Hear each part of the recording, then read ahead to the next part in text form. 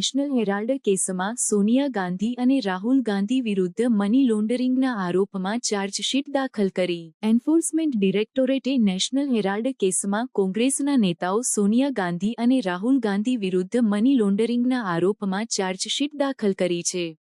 આ કેસમાં ઈડીએ 64 કરોડ રૂપિયાની મિલકતો જપ્ત કરી છે, જે ગુનાહિત આવકથી હસ્તગત કરવામાં આવી હોવાનો આરોપ છે.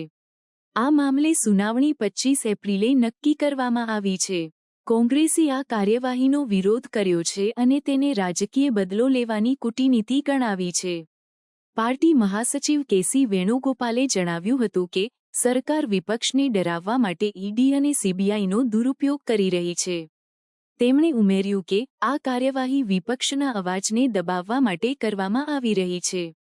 કોંગ્રેસના નેતા ઉદિત રાજે ચાર્જશીટને નકલી અને ગેરકાયદેસર ગણાવી છે. તેમણે જણાવ્યું કે આ કાર્યવાહી વિપક્ષને ડરાવવા માટે કરવામાં આવી રહી છે. તેમણે ઉમેર્યું કે સરકાર વિપક્ષના અવાજને દબાવવા માટે ઈડી અને સીબીઆઈનો દુરુપયોગ કરી રહી છે. કોંગ્રેસે 16 એપ્રિલે દેશભરમાં ઈડીની ઓફિસો બહાર વિરોધ પ્રદર્શન કરવાની જાહેરાત કરી છે.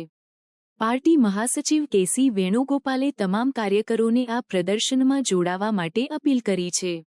તેમણે જણાવ્યું કે આ પ્રદર્શન સરકારની બદલો લેવાની અને ડરાવવાની રાજનીતિના વિરોધમાં છે.